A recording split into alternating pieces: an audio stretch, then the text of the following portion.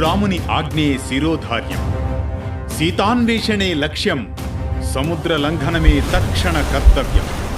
జై శ్రీరామ అంటూ వాయు వేగంతో మేఘాలను భక్తే శక్తిగా తాకిన నేటి కథనమే పవనసుతుడి లంకా పయనం.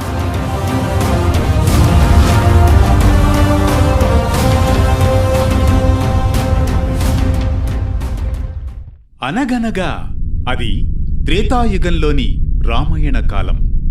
సీతాన్వేషణ సమయం. జాంబవంతుడు తన దివ్య శక్తులను గుర్తుచేసి మేల్కొలిపిన అనంతరం ఆంజనేయుడు ప్రబల కాంతితో కళ్ళు మూసుకుంటాడు. శ్రీరామ నామాన్ని జపిస్తాడు. జై శ్రీరామ, జై శ్రీరామ, జై శ్రీరామ అంటూ ఒక్కసారిగా సమూలంగా తనలోని దివ్య శక్తులతో సముద్రాన్ని లంఘిస్తాడు. అలా హనుమంతుడు లంక వైపు ప్రయాణిస్తూ ఆకాశంలో సాగిపోతున్న సందర్భం అది. ఓ వానరవీరా, ఆగు, ఆగు కొద్దిసేపు. నీ వేగం గాలి కన్నా వేగంగా ఉంది. ఎవరు నీవు? ఎక్కడికి పోతున్నావు? నమో నమః గరుడ వంశీయ. నేను ఆంజనేయుడను, వాయుపుత్రుడను. శ్రీరాముని ఆజ్ఞతో నా ప్రభువు శ్రీరాముని సతీమణిని కాపాడే పనిలో నడుస్తున్నాను. శ్రీరాముడా? సీతాదేవా? అవును. మీరు జటాయువు అన్నగారా? అప్పుడు మీరు సంపాతిగానే మహాత్ముడా? అవును, నేనే సంపాతి.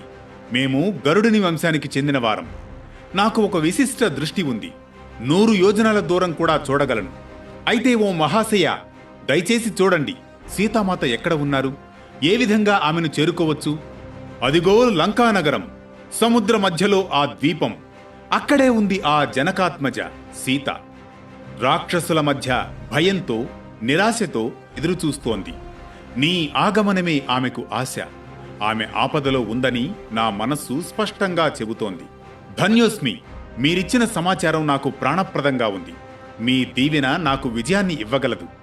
వాయుపుత్ర, నీ పయనం విజయవంతం కావాలి.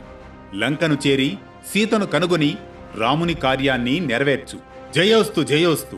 సంపాతి మహాశయ, మీ ఆశీర్వాదంతో నా శక్తి పెరుగుతుంది. నన్ను కాపాడే దేవతలు మీ మాటల్లో ఉన్నారు. మీకు నమస్కరిస్తూ లంక వైపు సాగుతున్నాను. 1000 గర్జనల వలె ప్రయాణించు ఓ కపివీరా. రాముని నామమే నీ పరమాయుధం. సంపాతి మాటలు హనుమంతునికి ధైర్యాన్ని, దిశానిర్దేశాన్ని చేస్తాయి. ధర్మయుద్ధంలో ఒక చిన్న మాట లేదా ఆశీర్వాదం ఎంత బలమిస్తుందో ఇది స్పష్టం చేస్తుంది. ఆ తరువాత హనుమంతుడు పర్వత సమానంగా దేహాన్ని పెంచుతాడు. సాగరాన్ని దాటేందుకు సన్నద్ధుడై మహేంద్రగిరిపైకి అధిరోహిస్తాడు. సూర్యునికి, ఇంద్రునికి, బ్రహ్మకు భక్తితో నమస్కరిస్తాడు ఆంజనేయుడు. పిక్కలు బిగబట్టి, చేతులు అదింపెట్టి ఒక్క ఉదుటున లంఘిస్తాడు. ఆ అదురుకు పర్వతం పీటలవారు. ఆకాశంలో మేఘంలా, విడచిన రామబాణంలా హనుమంతుడు వేగంగా లంక వైపునకు సాగిపోతూ ఉంటాడు. ఆ సమయంలో మళ్ళీ ఒక పిలుపు. ఓ ఆంజనేయ, ఆగు. క్షణమైన విశ్రాంతి తీసుకో. నీలాంటి శక్తిమంతుడు నాపైన అధిరోహిస్తే అది నాకు భాగ్యం. ఓ మైనాక మహాశయ, నీ మృదువైన పలుకులు నా మనస్సును తృప్తిపరుస్తున్నాయి. నేను ఒక మహాకార్యం కోసం వెళుతున్నాను. రాముని ఆజ్ఞతో సీతాదేవిని కనుగొనేందుకు లంకను చేరవలసి ఉంది. అవును హనుమ, నీవు రామకార్యంలో ఉన్నావని నాకు తెలుసు. కాని ఒక్క క్షణం ఆగి ఇక్కడ విశ్రాంతి తీసుకో. నీవు శరీర శ్రమలో ప్రయాణిస్తున్నావు. నీకు ఉపశమనంగా ఉండాలనే నేను నా పైభాగాన్ని నీకు సమర్పిస్తున్నాను. ఓ పర్వతోత్తమ, నీ చిత్తశుద్ధిని గౌరవిస్తున్నాను. నీ స్నేహానికి, ప్రేమకు నా కృతజ్ఞతలు. కానీ ఇది రామకార్యం. ఒక్క క్షణం ఆలస్యం కూడా అనర్థం. సీతమ్మ రాక్షసుల బంధనంలో ఉంది. నా ప్రతి క్షణం విలువైనదే. ఓ హనుమ, నీ వైపు చూడగానే నీ గంభీరత అర్థమైనది. నీవు రామదూతవని నాకు తెలుసు. నా మనస్సు ఈవేళ సంతోషంతో నిండిపోయినది. ఇలాంటి మహాకార్యంలో పాల్గొనాలనే నా కోరిక నిన్ను ఆహ్వానించడమే. నీవు నన్ను ఆశీర్వదించు హనుమా. తప్పకమైనాక. నీవు ధర్మపరాయణుడవు. నీవంటి జీవులు ఉన్నంతకాలం ఈ భూమి ధర్మ మార్గంలో నడుస్తుంది. నీపై అడుగు పెట్టకపోయినా నీ హృదయంలో నీవు నాకిచ్చిన స్థలానికి నమస్కరిస్తున్నాను అంటూ చేతులు జోడించి పర్వతానికి నమస్కరించి గగనంలో మరింత వేగంగా ముందుకు సాగిపోతాడు హనుమంతుడు. ధన్యుడవు హనుమ, నీ కర్తవ్య నిష్ఠ నన్ను ఆకర్షించింది. రామకార్యంలో విజయం నీదే కావాలి. సీతమ్మకు నీవే ఆశ, రామునికి నీవే శక్తి. ఆ సమయంలో హనుమంతుడు వాయువేగంతో ముందుకు సాగిపోతూ ఉంటాడు. మైనాకుడు తిరిగి సముద్ర తలంలోకి నెమ్మదిగా మరుగైపోతాడు.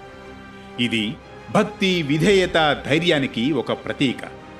ఒక్క నిమిషం విశ్రాంతికి కూడా విలువ కట్టకుండా రామకార్యంలో నిబద్ధత చూపిన ఆ ఆంజనేయుని మహిమ ధర్మానికి నిర్వచనం.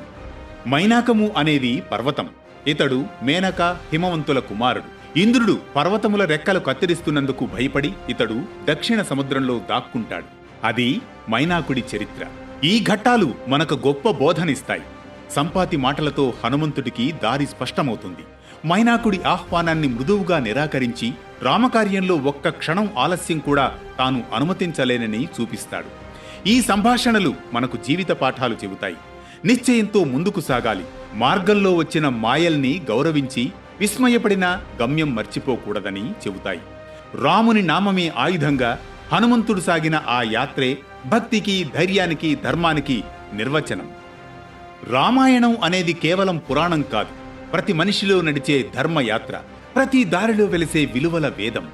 ఇలాంటి ఆత్మాన్వేషణలో నిదురకు ఉపక్రమించే మునుపు ప్రతి రాత్రి 9 గంటలకు అనగనగా అంటూ అప్రతిహితంగా సాగే వేటు న్యూస్ కథా పయనంలో సామాజిక చైతన్య కెరటమై మన ఇతిహాస కథనాలను ఆలకిద్దాం, ధర్మపథంలో జీవనం సాగిద్దాం.